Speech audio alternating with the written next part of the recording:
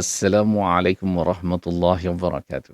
Setelah kita jujur, benar-benar ikhlas meninggalkan larangan-larangan Allah Subhanahu wa taala, memohon keampunan Allah Subhanahu wa taala, mengerjakan perintah-perintah Allah Subhanahu wa taala, kita akan dapati kehidupan kita lebih teratur, lebih mudah untuk kita melaksanakan ibadah-ibadah dan kita akan rasa teruja untuk mengerjakan perintah-perintah Allah Subhanahu Wa Taala. Malah kita rasa jijik dengan dosa-dosa yang pernah kita lakukan dahulu.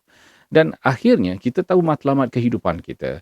Kita akan serahkan segala-galanya kepada Allah Subhanahu Wa Taala walaupun kita berusaha, kita tahu Allah yang menentukan segala-galanya. Kita tak akan risau kalau kita miskin, kita tahu rezeki kita datang daripada Allah Subhanahu Wa Taala dan Allah mencukupi rezeki kita sampai kita meninggal dunia. Kita tidak risau tentang keadaan apa yang kita tinggalkan, anak-anak kita, isteri kita, seandainya kita melaksanakan perintah-perintah Allah.